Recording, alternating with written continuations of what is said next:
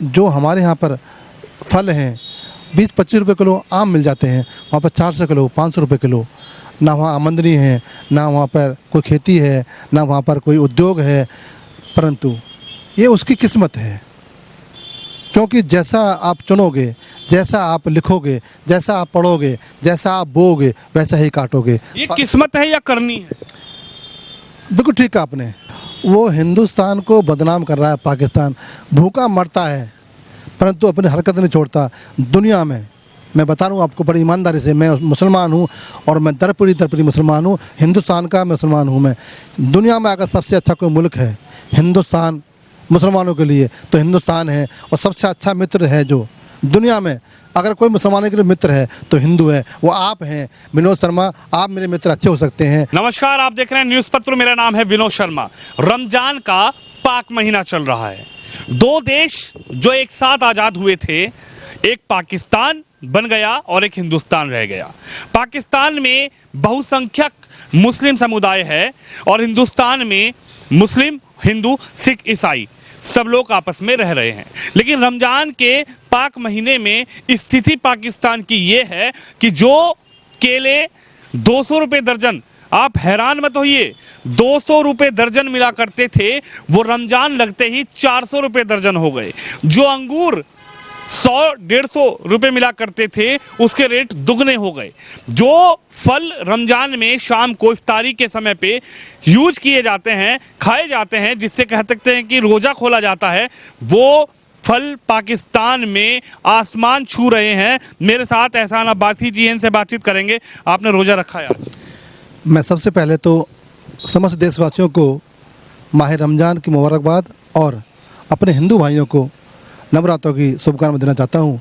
पवित्र महीना चल रहा है जिसके कि नवरात्रि पवित्र हैं और रमज़ान पवित्र है। मैं स्वयं रमज़ान से रहता हूँ और 30 रमज़ान रखता हूँ। मैं अब से नहीं, जब से मैंने होश संभाला है तब से रमज़ान रखता हूँ।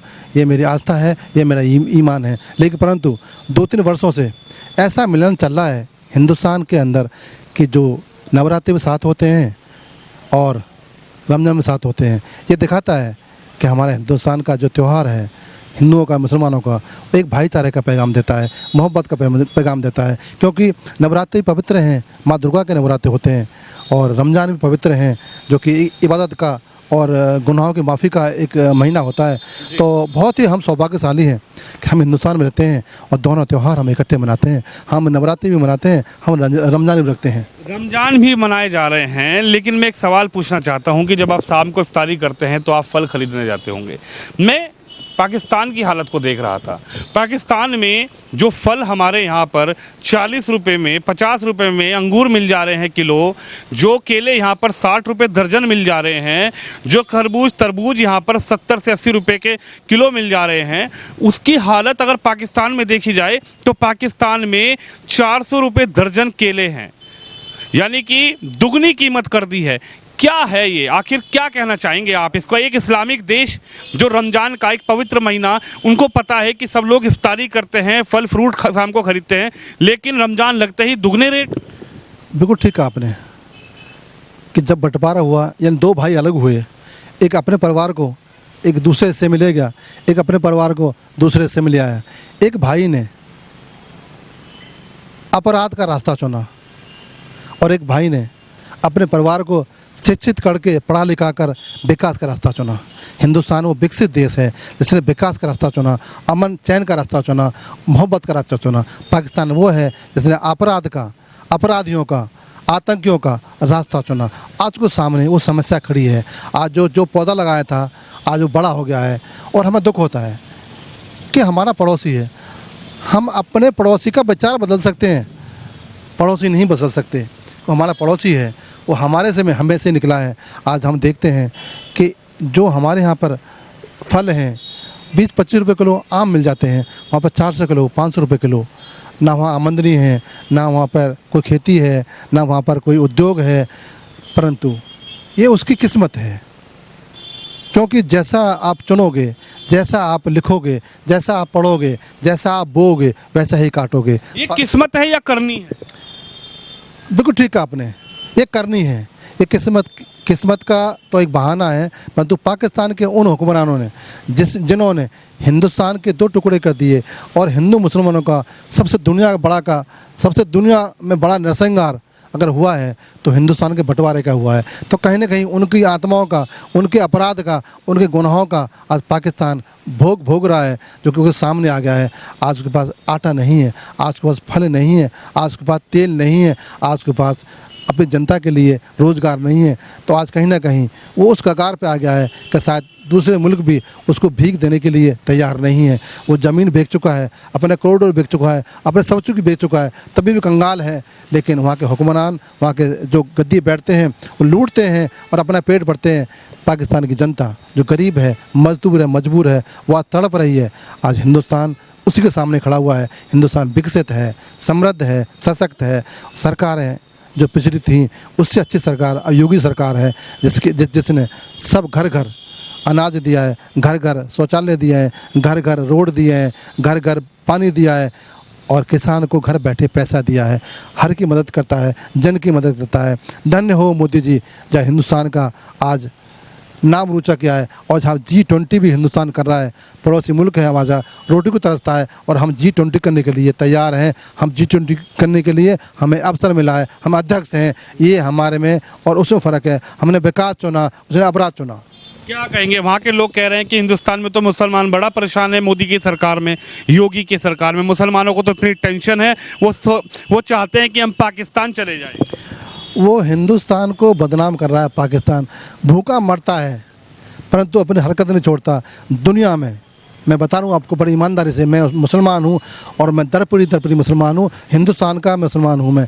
दुनिया में अगर सबसे अच्छा कोई मुल्क है हिंदुस्तान मुसलमानों के लिए तो हिंदुस्तान है। और सबसे अच्छा मित्र है जो दुनिया में अगर कोई मुसलमानों के लिए मित्र है तो हिंदू है, वो आप हैं विनोद शर्मा। आप मेरे मित्र अच्छे हो सकते हैं, परंतु इस देश को बदनाम करने की पड़ोसी मुल्क साजिश करते रहते हैं। अब बदनाम करने की साजिशें करना बंद करो, अपना देश के भविष्य को संभालो, अपने देश की जनता को अनाज दो, फल दो, रोज़गार दो।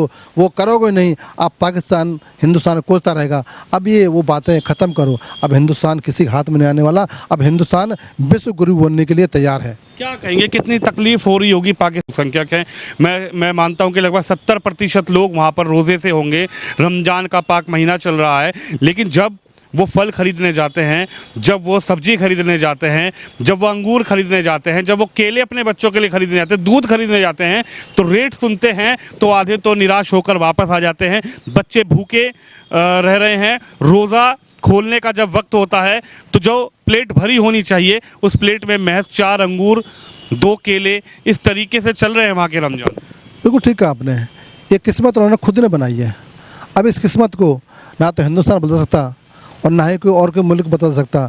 ये किस्मत अब पाकिस्तान की बर्बादी है। दुख होता है हमें दुख होता है कि पाकिस्तान हमारा पड़ोसी मुल्क है, वो बर्बाद है, परंतु वो अभी भी उनके हुक्मरान अपनी हरकतों से बाज नहीं आते। कहीं ना कहीं हिंदुस्तान की बदनामी करते रहते हैं। हमने कहा है, पिछली बार ऐसी आवाज़ आई थी कि मोदी जी का हमें साथ चाहिए, तो हमने कहा था हिंदुस्तान के सभी नागरिकों ने कि पाकिस्तान अपराध छोड़ दे, आतंक छोड़ दे और आतंक का साथ छोड़ दे। तो पड़ोसी मुल्क है, हम में से अलग हुआ है, हमारा ही छोटा भाई है, परंतु ये अपनी हरकत छोड़ देगा तो शायद हिंदुस्तान इसको मदद करेगा। या ये अपनी हरकत छोड़ेंगे नहीं और हिंदुस्तान मदद करेगा नहीं। एक ही शर्त है हिंदुस्तान की और हिंदुस्तान वासियों की कि पाकिस्तान अपराधी, पाकिस्तान आतंकी और पाकिस्तान आतंकगढ़ बनाना छोड़ दे तो हिंदुस्तान कहीं ना कहीं फिर सोचेगा। वहाँ के लोग कह रहे हैं मिला लो, हमें शामिल कर लो हिंदुस्तान में, विलय कर दो हमारी हालत तो ख़राब हो गई। क्या लगता है, शामिल करना चाहिए, मिलाना चाहिए? क्या पाकिस्तान का विलय हिंदुस्तान में करना चाहिए? देखो, हिंदुस्तान बहुत बड़े दिल वाला है और हिंदू समाज सब गले लगाता है। आने वाले समय में शायद हो जाएगा कि हिंदुस्तान के साथ में पाकिस्तान भी आ जाए, अफ़गान भी आ जाए, बर्मा भी आ जाए, श्रीलंका भी आ जाए। वो ये सारे मुल्क परेशान हैं इनकी नीतियों से, परेशान है इनके हुक्मरानों से, परंतु जनता चाहती है हिंदुस्तान को, जनता चाहती है मोदी जी को। आज मोदी जी का डंका पूरी दुनिया में बजता है। आज पूरी दुनिया में मोदी जी को चाहते हैं। पाकिस्तान भी हमारा हिस्सा है। अगर ऐसा भविष्य में हुआ, पाकिस्तान आना चाहता है तो एक ही शर्त रहेगी कि पाकिस्तान की जनता हमारे साथ कंधे से मिलाकर रहे, परंतु अपराध छोड़ना पड़ेगा। अपराध की कोई भी जगह हिंदुस्तान में या किसी प्रदेश में नहीं है। अपराध मुक्त हम हिंदुस्तान चाहते हैं। तो अगर अखंड भारत बनेगा, जो हमारी परिकल्पना है, जो हमारी सोच है, जो सनातन की सोच है कि अखंड भारत पुनः बनाया जाए, तो उस अखंड भारत में कोई भी पापी ना हो, कोई भी अपराधी ना हो, कोई भी किसी गले काटने वाला ना हो, कोई भी किसी बेटी की हत्या करने वाला हो। ऐसा अखंड भारत की हमारी कल्पना है, परंतु समय लगेगा। अगर पाकिस्तान के नागरिक चाहते हैं हमें आना, हमें स्वागत करते हैं, परंतु शर्त हमारी एक ही है कि वो अपने हुक्मरानों को या तो रास्ते पे लाएं या उनको नष्ट कर दें। जैसे बाबा जी का बुलडोजर है, या तो वहाँ बुलडोजर चलाया जाए अपराधियों पर, आतंकियों पर, तब हम मिला सकते हैं। नहीं तो आज पाकिस्तान स्वयं ख़त्म हो जाएगा। और हमें नहीं अच्छा लगता कि हमारा पड़ोसी मुल्क ख़त्म हो, तबाह हो। जब तबाही आती है तो कहीं ना कहीं वो चारों तरफ असर डालती है। तो हम सक्षम हैं उसको देखने के लिए, परंतु दुख होता है कि पाकिस्तान की जनता आज परेशान है, तबाह है, बर्बाद है। हमें दुख होता है। पाकिस्तान की जनता आज परेशान है, तबाह है, बर्बाद है। और महंगाई की तो आप सीमा ना पूछिए। पाकिस्तान में लगातार दिन प्रतिदिन महंगाई बढ़ रही थी, लेकिन जैसे ही रमजान का ये पाक महीना आया तो जो रेट 200 रुपये किलो थे वो 400 रुपये किलो हो गए। जो रेट 700 रुपये किलो थे वो 1400 रुपये किलो हो गए। यानी कि फलों की कीमतों में जैसे ही इजाफा हुआ तो पाकिस्तान की जनता बिलबिलाने लगी, पाकिस्तान की जनता रोने लगी, पाकिस्तान की जनता ये कहने लगी कि भैया इससे अच्छा तो हिंदुस्तान है कि अपने रमजान में अपने मुस्लिम भाइयों के लिए हिंदुस्तान में जिस तरीके से अंगूर 50 रुपये किलो मिल रहे हैं, केले की बात की जाए तो केले 60 रुपये किलो मिल रहे हैं, तरबूज खरबूज की बात की जाए तो 60 से 70 रुपये किलो मिल रहे हैं। इसीलिए पाकिस्तान की जनता ये कह रही है कि हमें माफ़ करो और हिंदुस्तान में हमारा विलय करा जाए। लेकिन पाकिस्तान में रमजान के पाक महीने में भी पाकिस्तान की सरकार ने अपने ही लोगों के लिए फलों के, सब्जियों के, फ्रूट्स के जो रेट हैं वो इतने हाई कर दिए कि वहाँ पर रमजान का रोज़ा रखने वाले लोग शाम को ये देखते हैं कि क्या खाएं और क्या ना खाएं। लेकिन एहसान अब्बासी जी का ये कहना है कि भैया आतंकवाद छोड़ो, गलत काम छोड़ो, तब आपका कुछ उद्धार हो सकता है। आप इस खबर पे, इस वीडियो पे अपनी राय रखिए, वीडियो को शेयर करिए। कैमरामैन शिवम यादव के साथ विनोद शर्मा।